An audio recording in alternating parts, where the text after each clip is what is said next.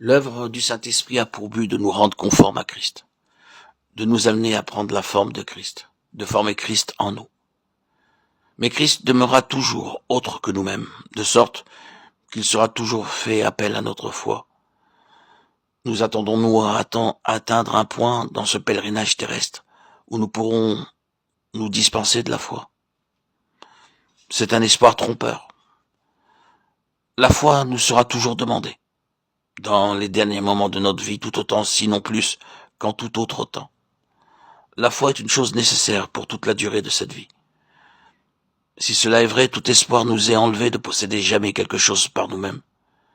Ce fut le premier péché d'Adam, le choix qu'il fit, d'avoir non pas toute chose en Dieu par la foi, mais d'avoir tout en lui-même, dans l'indépendance, de se débarrasser de l'idée de la foi. C'est ainsi qu'il pécha par incrédulité, et tout le péché qui suivit dès lors est imputable à cette seule chose, l'incrédulité. La foi est le grand facteur de la rédemption, du salut, de la sanctification, de la glorification.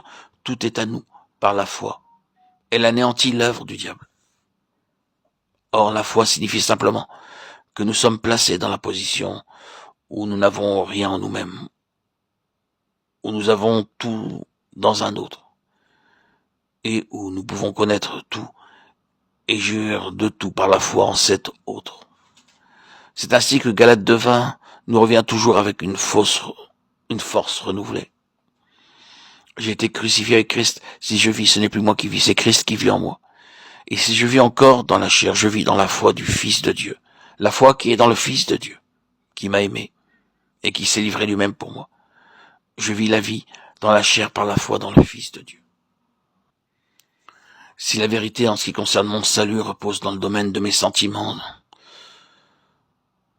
de mon organisme, de mon système nerveux, je serai alors un pauvre chrétien, car mes dispositions changeront de jour en jour selon le temps qu'il fait ou autre chose encore. Oh non. La vérité, où est la vérité? Non pas ce que je suis, mais ce que tu es. C'est là qu'est la vérité. Vous connaîtrez la vérité et la vérité vous affranchira. De quoi? De l'esclavage? De quel esclavage? Satan fait retentir ses chaînes de condamnation sur nous parce qu'aujourd'hui, nous ne nous sentons pas de bonne humeur. Nous sommes mal disposés. Nous nous sentons migraineux, déprimés. Nous sentons la mort tout autour de nous. Nous sommes irritables. Et Satan s'approche et nous dit, tu n'es pas un chrétien. Tu es un beau chrétien. Et ainsi, nous laissons accabler. Est-ce là la vérité? C'est un mensonge. La seule réponse qui nous donnera délivrance et émancipation, ce sera, ce n'est pas ce que je suis, c'est ce qu'il est, lui. Christ demeure le même, il n'est pas ce que je suis, variant ici-bas, dans cette vie humaine, d'heure en heure, de jour en jour. Il est autre. Pardonne-moi d'insister aussi fortement là-dessus, mais je sens que c'est le seul chemin par lequel nous serons réellement sauvés. Car Jésus dit, je suis la vérité.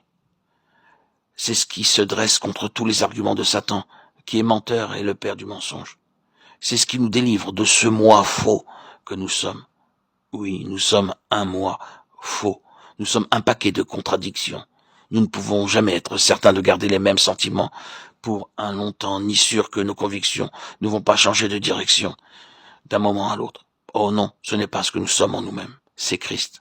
Voyez dans quelle fausse position nous pourrions nous trouver si nous étions sur cet haut niveau de notre propre nature.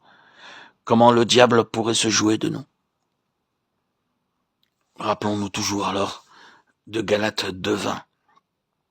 J'ai été crucifié avec Christ. Si je vis, ce n'est plus moi qui vis, c'est Christ qui vit en moi. Et si je vis encore dans la chair, je vis dans la foi du Fils de Dieu, qui m'a aimé et qui s'est livré lui-même pour moi. Je vis la vie dans la chair par la foi, dans le Fils de Dieu. Voilà ce qu'est la vérité. Voilà ce que doit être ma vérité, mon chemin et la vie du véritable chrétien. Que le Seigneur veuille interpréter sa parole pour nous. Amen, alléluia. Gloire à Dieu au plus haut des cieux et paix sur la terre aux hommes qu'il aime. À toi, Seigneur, tout honneur et toute gloire pour les siècles des siècles.